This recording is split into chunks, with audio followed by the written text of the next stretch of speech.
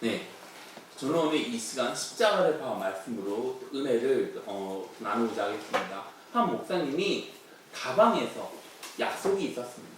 다방이라 하니까 좀 이상하죠? 그러면 좀 이렇게 약간 바꿔볼까요? 카페에서 약속이 있었다고 합니다. 그래서 약속 장소로 이제 나갔는데 그 약속 장소에 기다리고 있었는데 한 여자가 되게 예쁜 목에 예쁜 목걸이 십자가를 목에 걸고 있었습니다. 그래서 이 목사님이 너무 반가워서 저기 혹시 교회 다니세요? 이렇게 물어봤는데 여자가 아니요, 저는 교회 다니지 않습니다. 그럼 그냥 십자가는 목에 왜 걸고 있습니까? 그래서 여자가 한 말이 예뻐서요. 그래서 이 목사님 하는 말이 십자가는 목에 거는 게 아니라 등에 지는 겁니다. 그랬더니 여자가 어떤 말을 했을까요? 십자가는 가끔씩 등으로 갈 때가 있습니다. 여러분, 십자가 지는 건 생활이 아닙니다. 우리는 십자가를 지고 주님을 따라가야 한다고 예수님께서 말씀을 하시지 않았습니까? 마태복음 16장 24절에 뭐라고 말합니까? 누구든지 나를 따라오려거든 자기를 부인하고 자기 십자가를 지고 나를 따를 것이니라. 그리고 마태복음 10장 38절에서 이렇게 말합니다. 또 자기 십자가를 지고 나를 따르지 않는 자도 내게 합당하지 아니하리라. 예수님의 제자는 십자가를 지고 예수님을 따라가야 합니다. 그런 십자가를 지는 건 뭘까요? 겸손으로 허리를 낮추는 삶입니다. 그리고 섬기는 삶입니다. 그리고 십자가 증인으로 살아가는 것입니다. 예수님의 제자들은 복음의 증인으로 살아가다가 순교했습니다. 이게 바로 십자가를 지는 거이지 않겠습니까? 십자가 지는 건 다른 사람의 고통을 내 고통으로 알고 받아들이는 것입니다. 독일의 수상, 이 사람 이름이 잘 안 외워지더라고요. 너무 어려워가지고 이 사람 이름은 아데나워가, 이름 참 어렵죠? 그냥 김길동이라고 하면 참 좋겠는데 아데나워가 이 사람이 빌리 그람 목사님한테 어떤 글을 보냈냐면은 지구 역사 중에 가장 크고 중요한 사건은 뭡니까? 그래서 빌리 그람 목사님이 그건 예수님 십자가 사건입니다. 민수기 21장을 보면은 이스라엘 사람들이 광야에서 많은 기적을 체험합니다. 많은 기적을 체험하지만 하나님을 원망합니다. 하나님을 불평하지 않습니까? 그랬더니 갑자기 뭐가 튀어나옵니까? 불뱀이 여기저기 사방에서 막 튀어나오지 않습니까? 그 불뱀이 막 튀어나와서 이스라엘 사람들을 공격합니다. 물린 이스라엘 사람들은 독이 퍼져서 금방이라도 죽게 됐습니다. 그러자 모세가 이스라엘 사람들을 살리려고 기도를 할 때 하나님이 뭐라고 말씀하십니까? 불뱀한테 물린 사람들의 장대에 매달아서 그거를 보면은 살 수 있다. 그렇게 말씀하지 않나요? 그 불뱀한테 물린 사람들이 그걸 보면 낫게 하겠다고 하신 것입니다. 그래서 모세는 하나님의 말씀대로 장대에 뱀을 매답니다. 그리고 물린 사람들을 보게 했더니 신기하게 독이 사라져 버렸습니다. 물린 사람들은 죽지 않게 되었습니다. 이거는 중요한 사건이지 않습니까? 예수님이 이 말씀을 어떻게 말합니까? 요한복음 3장 14절부터 15절 말씀을 보면 모세가 광야에서 뱀을 든 것 같이 인자도 들려야 하리니 이는 그를 믿는 자보다 영생을 얻게 하려 하심이라. 그러면서 가장 중요한 말씀 요한복음 3장 16절 뭐라고 말씀하십니까? 하나님이 세상을 이처럼 사랑하사 독생자를 주셨으니 이는 저를 믿는 자마다 멸망치 않고 영생을 얻게 하려 하십니다. 여기서 말하는 멸망은 영생의 반대말. 이 말은 단순하게 죽어서 없어진다. 그런데 영생은 영원한 생명이지 않습니까? 그럼 영원한 생명만 있을까요? 아니요. 영원한 행복도 있습니다. 예수님이 뭐라고 말합니까? 요한복음 3장 14절 말씀에 모세가 광야에서 뱀을 든 것 같이 인자도 들려야 하리니 예수님도 십자가에 높이 들렸습니다.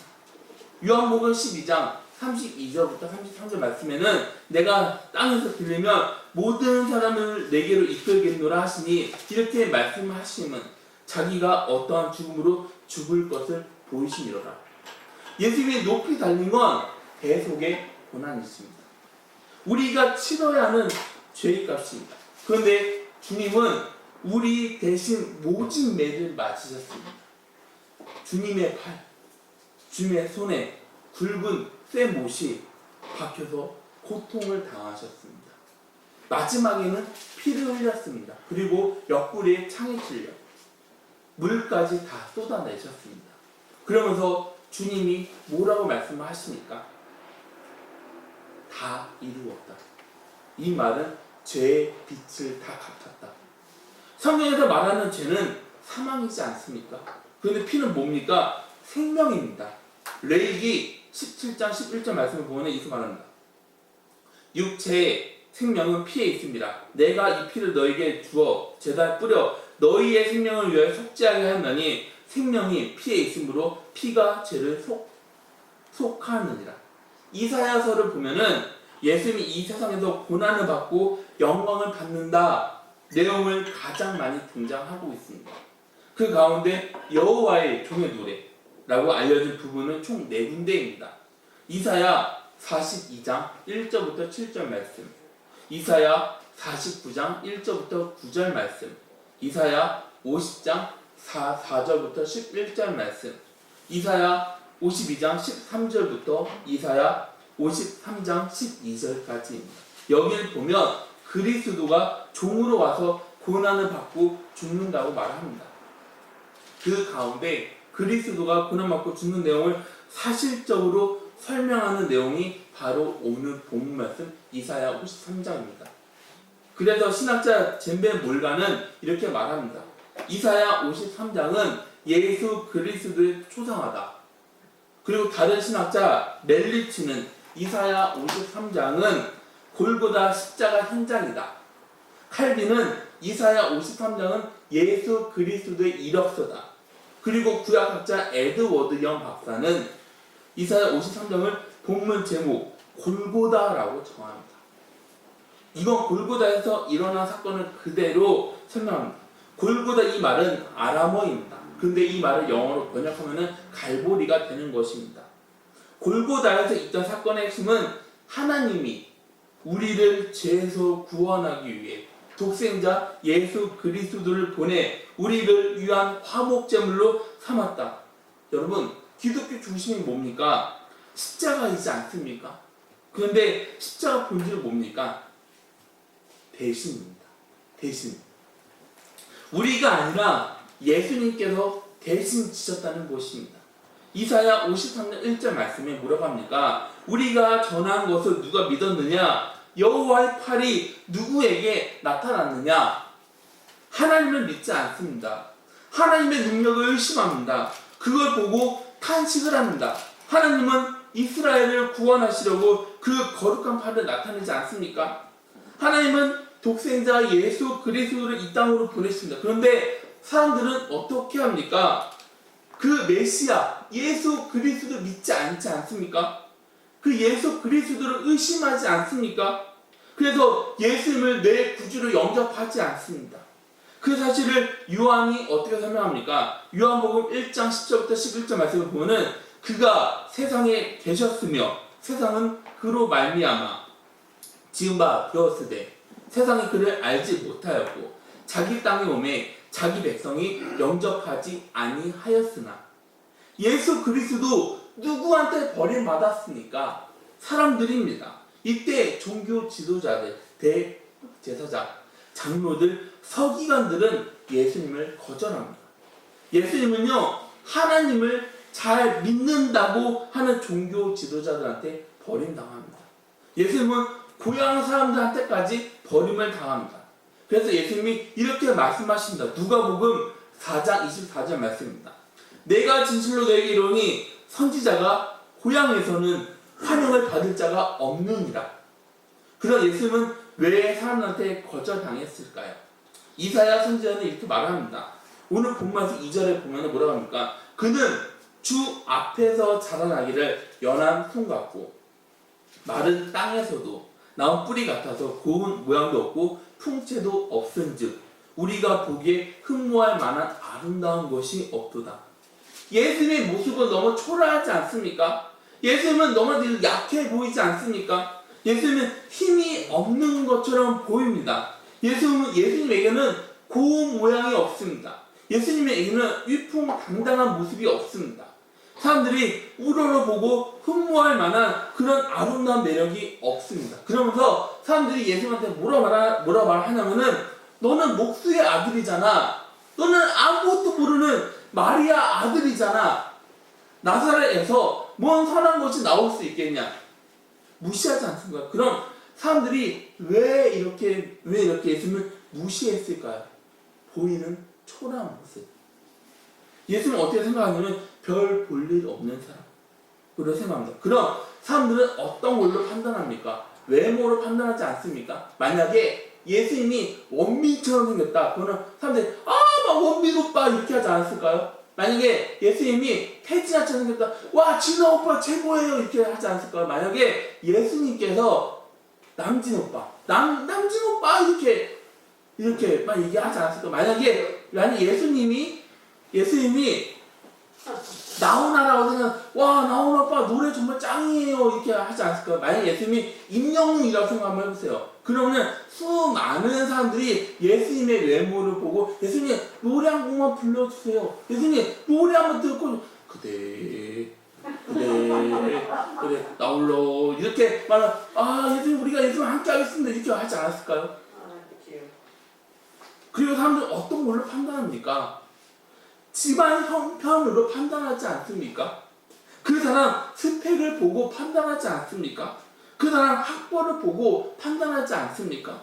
그 사람 인격을 보고 판단하지 않습니까? 이때 유대인들에게 예수님의 모습은 영 아니었다는 것입니다. 이건 아니잖아. 예수님은 사람들이 그렇게 기다렸던 메시아, 강력한 힘을 가졌던 그런 모습이 아니었다는 것입니다. 그럼 그 말 그럴까요? 3절입니다. 그는 멸시를 받아 사람들에게 버림받았으며 강고를 많이 겪었으며 질고를 아는 자라. 마치 사람들이 그에게서 얼굴을 가리는 것 같이 멸시를 당하였고 우리도 그를 귀히 여기지 아니하였다. 사람들이 예수님을 무시하지 않습니까? 사람들이 예수님을 버립니다. 법정에서 빌라도가 사람한테 뭐라고 말합니까? 내가 너희들한테 살인 강도 바라바를 놓아줄까? 아니면 예수를 놓아줄까? 그러자 사람들이 뭐라고 말합니까? 우리에게 바라바를 낳아주세요. 우리에게 바라바를 풀어주세요. 예수님은 살인자보다 못한 취급을 받았습니다. 예수님은 사람한테 철저하게 무시받았습니다. 예수님은 사람들이 예수님을 버립니다. 예수님은 어려움을 너무 많이 당하셨습니다. 로마 군인은 예수님 얼굴에 침까지 뱉습니다. 어떤 사람은 예수님의 얼굴을 때리면서 놀렸습니다. 갈대로 치면서 예수님을 희롱합니다. 희롱하는 사람도 있었습니다. 결국 예수님은 사람들 무시 속에서 죄인 취급을 당하게 됩니다. 예수님은 십자가에 달립니다. 사람들은 예수님 십자가 밑에서 다퉜습니다. 다투면서 뭐라고 말합니까? 하나님의 아들 예수 그리스도를 희롱하지 않습니까? 뭐라고 해요? 마가복음 15장 30절 말씀을 보면 내가 너를 구원하여 십자가에서 내려오라 하고, 야 너가 말했잖아 너는 하나님의 아들이라고. 그럼 십자가에서 한번 내려와서 너를 구원해봐. 예수님은 사람들한테 무시당했습니다. 예수님은 사람들한테 버림받았습니다. 그럼 무시로 버림으로 끝이 났을까요? 아니요. 예수님이 십자가에서 뭐라고 말씀하십니까? 마가복음 15장 34절 말씀을 보면 엘리 엘리 라마 사막다니 나의 하나님 어찌하여 나를 버리셨나이까. 예수님은 사람들한테 버림받았습니다. 그런데 그런 상황에 하나님은 아무 말씀도 하지 않았습니다. 그런데 우리 예수님은 그걸로 끝이 났을까요? 아니요. 하나님은 건축자들의 버린 돌을 머릿돌이 되게 하십니다. 우리 하나님은 예수님을 높여주십니다. 그래서 하늘에 있는 자들과 땅에 있는 자들과 땅 아래에 있는 자들이 무릎을 예수 그리스도 이름 앞에 꿇게 합니다. 하나님은 예수 그리스도를 주로 시인하게 합니다. 문자 그대로 건축자들의 버린 돌이 모퉁이 돌이 되어버렸습니다. 우리가 상황 역사를 돌아보면 어떻습니까? 사람들한테 버림받은 사람들이 이 세상을 변화시킨 게 얼마나 많이 있습니까? 여러분, 만유 법칙하면 누가 떠올라요? 뉴턴. 뉴턴 떠오르지 않나요? 그런데요, 여러분, 뉴턴은요, 학교를 다닐 때 매해마다 꼴찌를 담당했다고 합니다. 뉴턴은 학교에서 놀림의 대상이었습니다. 그럼 에디슨은 어때요? 선생님이 에디슨한테 뭐라고 해요? 너는 너무 멍청해서 가르칠 수가 없어. 그러자 에디슨은 누가 가르칩니까? 어머니가 가르치지 않습니까? 학교에서 쫓겨난 에디슨이었습니다. 또 베토벤은 어떻습니까? 선생님이 베토벤을 보고 뭐라고 하냐면 너는 음악에 소질이 없는 놈이야. 또 디즈니랜드 만든 월트 디즈니 역시 마찬가지입니다. 디즈니는 신문 기자였다고 합니다. 근데 이 디즈니는 어떤 걸로 해고를 당했을까요? 단지 아이디어가 없다는 이유 하나만으로 해고를 당했다고 합니다. 그럼 그가 아이디어를 내서 디즈니랜드를 만듭니다. 이 사람들 버림받은 사람들이 있지 않습니까? 근데 하나님은 건축자들의 버린 돌로 모퉁이 머릿돌이 되게 합니다. 이 사람들 배운 거 없었습니다. 이 사람들 가진 거 없었습니다. 이 사람들 못생겼습니다. 이 사람들 사람한테 버림받았습니다. 그래도 여러분 낙심하지 마시길 바랍니다. 여러분들 낙심하지 마시길 바랍니다. 저도 가끔씩 이렇게 제가 예전에 이렇게 새벽에 그럴 때 있잖아요. 우리가 자다 일어났을 때 거울을 보게 되잖아요. 그죠? 거울을 봤을 때 여러분 모습을 거울을 보면 어떻습니까? 네? 예, 저는 제 모습을 보고 깜짝 놀랐습니다. 이런 놈이 다 있나? 정말 깜짝 놀래가지고 기절할 뻔도 있었습니다. 근데 여러분 그렇다고 해서 낙심하지 마시기 바랍니다. 우리가 십자가에 달린 예수 그리스도를 보면서 주님 앞으로 나오시기를 바랍니다. 나를 대신해서 무시받으신 예수님, 나를 대신해서 매를 맞으신 예수님, 나를 대신해서 사람들한테 버림받은 예수님, 그런 예수님이 저와 여러분을 붙잡아 주십니다. 저와 여러분 머릿돌이 되게 하십니다. 이사야 53장 4절 말씀에 뭐라고 합니까? 그는 실로 우리의 질고를 지고 우리의 슬픔을 당하였거늘 우리는 생각하기를 그는 징벌을 받아 하나님께 맞으며 고난을 당한다 하였노라. 오해하지 않습니까? 왜 사람들이 예수님을 십자가에 매달아서 그 밑에서 서로 다투었을까요? 왜 예수님을 그렇게 놀렸을까요? 그거 예수님이 우리를 대신해서 졌다는 사실을 깨닫지 못했다는 것입니다. 예수님이 우리의 슬픔을 대신 졌다는 사실을 깨닫지 못했다는 것입니다. 그 사람들은 예수님은 본인의 잘못으로 벌을 받았다고 생각합니다. 본인의 잘못으로 하나님한테 매를 맞았다고, 하나님한테 고난을 당한다고 생각합니다. 그런데 5절 말씀에 뭐라고 말합니까? 그가 찔림은 우리의 허물 때문이요 그가 상함은 우리의 죄악 때문이라. 그가 징계를 받음으로 우리는 평안을 누리고 그가 채찍에 맞음으로 우리는 나음을 받았도다. 우리 허물로 예수님이 대신 찔렸습니다. 예수님은 우리 허물을 위해 대신 찔렸습니다. 그럼 허물이 뭡니까? 우리가 모르고 지은 죄를 허물이라고 합니다. 예수님은 우리가 모르고 지은 죄를 짊어졌습니다. 죽으셨습니다. 우리 허물을 위해 찔렸습니다. 우리는 기도할 때 알고 지은 죄, 모르고 지은 죄를 용서해 달라고 그렇게 우리가 기도하지 않습니까? 사실 우리는 알고 지은 것보다 모르고 지은 게 더 많이 있지 않습니까? 용서를 위해 예수님은 우리 허물을 대신해서 죽으셨습니다. 우리 죄로 대신 상했습니다. 예수님의 십자가에서 죽은 건 우리 죄를 대신 짊어졌습니다. 여러분, 죄의 값은 사망이지 않습니까? 하나님이 아담한테 뭐라고 말합니까? 야, 너가 선악과를 먹었잖아. 그럼 넌 죽어. 이렇게 말씀하는데 그대로. 그래서 아담이 죄인이 되지 않았습니까? 그런데 우리가 아니라 예수님이 우리를 대신해서 죽으셨습니다. 이게 십자가이지 않습니까? 여기서 죄하고 죄악은 조금의 차이가 있습니다. 죄는 우리가 죄인이라는 것을 알고 있습니다. 우리가 약해서 끌려간다. 그런데 죄악은요, 죄인 걸 알면서 내 욕심을 채우려고 계획을 합니다. 준비하는 죄입니다. 우리는 죄값으로 죽어야 합니다. 그런데 예수님이 우리 죄를 대신 지고 죽으셨습니다. 이게 바로 십자가 본질이지 않습니까? 우리한테 평안을 주려고 징계를 받았습니다. 4절에 뭐라고 말합니까? 우리의 슬픔을 당한다고 하지 않았나요? 여러분, 여러분의 삶을 어떻게 설명할 수 있겠습니까? 괴로움이면서 슬픔이지 않을까요? 그런데 예수님은 십자가를 지고 죽으면서 우리 슬픔을 당하셨습니다.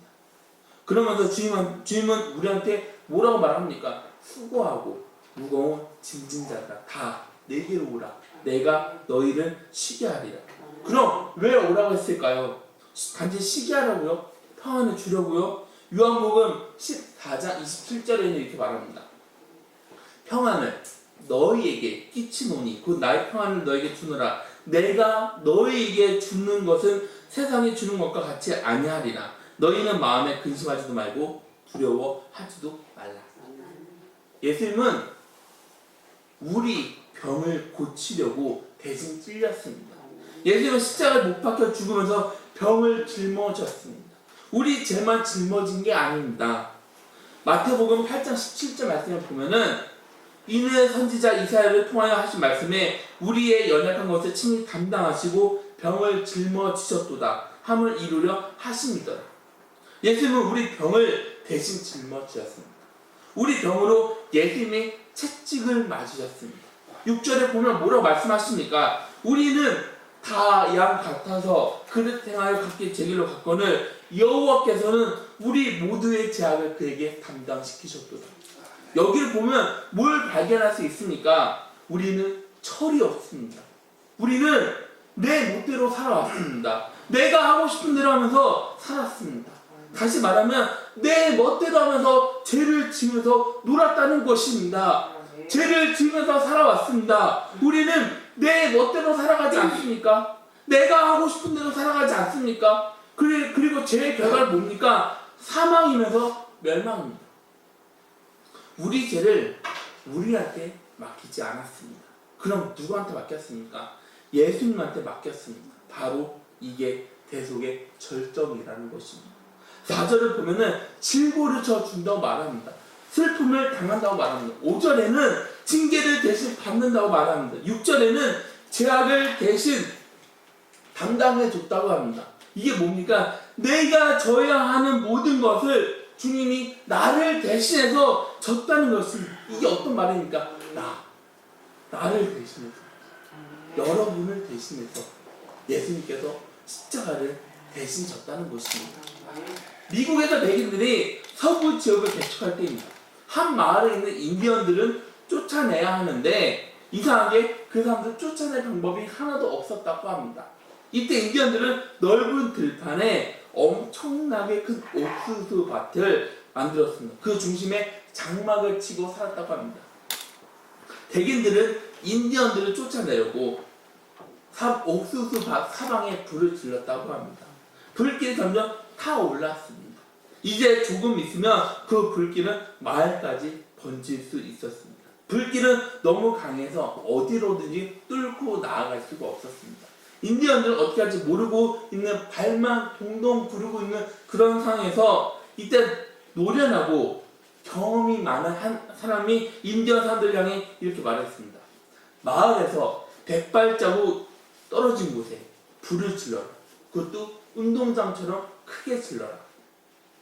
사람들이 아니 어르신이 하는 말이 이해가 되지 않았습니다. 우리가 지금 불로 인해서 죽을 지경입니다. 그런데 또 불을 또 지르려고요? 지금 제정신이에요. 그런데 이 어르신은 노련하고 경험이 무지하게 많았습니다. 그래서 그런 어르신이 하는 말이어서 사람들이 어르신이 하는 말에 듣습니다. 그래서 마을 백발자국 떨어진 곳에 불을 질렀습니다. 드디어 불이 탄 자리에 운동장처럼 번져나갔습니다. 그러면서 어르신은 마을 사람들을 향해서 이렇게 말을 했습니다. 이제 우리가 불탄 자리 위로 올라가자. 그럼 왜 불탄 자리 위로 올라가야 했을까요? 어르신의 경험에는 한 번 불이 탄 그 자리에는 불이 다시 타지 않는다는 걸 알고 있었습니다. 그래서 마을 사람들이 불이 탄 자리 위에 올라가서 죽지 않고 살았다는 이야기입니다. 우리도 마찬가지이지 않습니까? 우리 예수님이 십자가에서 우리 모든 죄를 담당해 주셨습니다. 예수님이 속죄 제물이 되었습니다.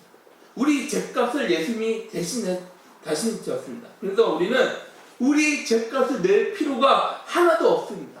누구든지 그리스도 예수 안에 있으면 두 번 다시 정죄함이 없습니다. 예수님이 우리 죄값을 대신 냈습니다. 그럼 다 냈다는 증거는 뭡니까? 우리를 죄에서 자유롭게 하려고 우리에게 영원한 생명을 주셨습니다.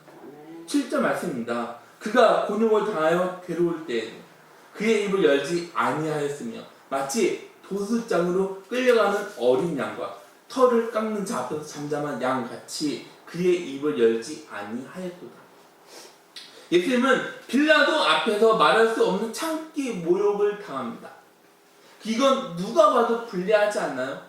억울한 재판을 당하는 예수님 얼마나 힘이 들었겠습니까? 그런데 예수님은 그 자리에서 단 한 번도 입을 열지 않습니다. 대답하지 않습니다. 끝까지 아무런 말씀을 하지 않습니다. 우리도 말할 때가 있고 말하지 않을 때가 있습니다. 그럼 말할 때는 언제입니까?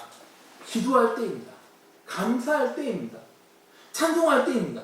복음을 전할 때입니다. 그럼 말하지 않을 때는 언제입니까? 원망할 때입니다. 불평할 때입니다. 내 자랑할 때입니다. 다른 사람 흉볼 때입니다. 다른 사람 비판할 때입니다. 우리 믿는 사람들은 그걸 하지 말아야 하는 것입니다. 부정적인 말을 우리가 말하면 안 된다는 것입니다. 말씀을 정리하려고 합니다. 예수님은 우리한테 있는 나쁜 것을 다 가져가셨습니다. 그리고 우리한테 뭘 줬습니까? 좋은 것을 주시지 않았습니까? 왜 그런 거 있잖아요. 우리가 어렸을 때 가족들과 같이 생선을 먹을 때 여러분들 다 아시죠? 어머니들은 뭐라고 말합니까? 어머니들 뭐라고 해요? 나는 생선 대가리가 좋아. 나는 대가리가 너무 맛있어. 이렇게 말하지 않나요? 근데 이게 우리를 향한 예수님 마음입니다. 아이들이 성장해서 뭐라고 말합니까? 어머니한테 생선 대가리를 딱 주면서 우리 어머니는 대가리를 너무 좋아하셔. 우리 어머니는 대가리만 있으면 돼.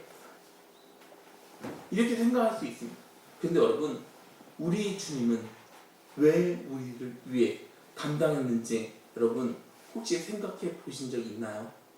마태복음 11장 28절부터 30절 말씀을 보면 이렇게 말합니다. 수고하고 무거운 짐진 자가 다 내게로 오라. 내가 너희를 쉬게 하리라. 나는 마음이 온유하고 겸손하니 나의 멍에를 메고 내게 배우라.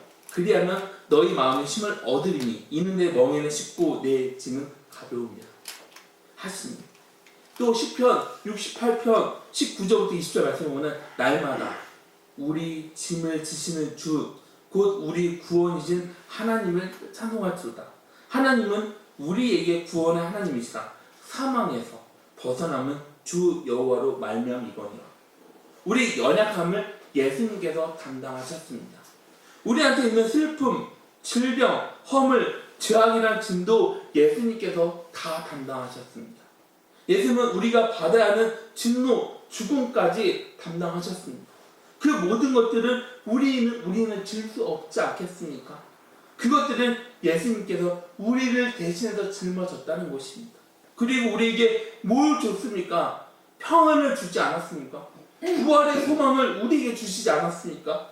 예수님은 우리를 살리시기 위해, 예수님은 우리를 구원하기 위해, 예수님은 우리를 죽음에서 생명으로 옮기시기 위해, 주님은 우리를 대신해서 십자가를 짊어지셨습니다. 그래서 우리에게는 더 이상의 죽음이 아니라 사망에서 괴로워하는 것이 아니라 우리는 주님으로 인해 기뻐할 수밖에 없습니다. 우리는 주님으로 인해 자유가 우리한테 있습니다. 우리는 주님으로 인해 행복한 삶을 살아갈 수 있게 됐습니다. 우리는 주님으로 인해 우리한테 희망이 있습니다. 우리한테 불안, 두려움, 고통을 가져다주는 그런 사순절이 아니라 주님으로 인해 우리가 주님 안에 있어 우리에게는 희망, 행복, 웃음, 희망을 발견해 나아가는 그런 사순절이 되어가는 저와 여러분이 다 되시기를 주님의 이름으로 축원합니다. 다 같이 기도하시겠습니다. 사랑이 많으신 주님, 주님께서는 나를 대신해 십자가를 지셨습니다. 내가 받아야 하는 그 모든 것들을 다 주님께서 짊어지셨습니다. 그리고 주님이 우리에게 희망을 주시고 부활의 소망을 주셨습니다. 하나님 아버지, 주님, 우리가 주님 안에서 자유를 누리면서 살아갈 수 있도록 아버지 주님께서 이루어 주시옵소서. 우리 안에 있는 불안,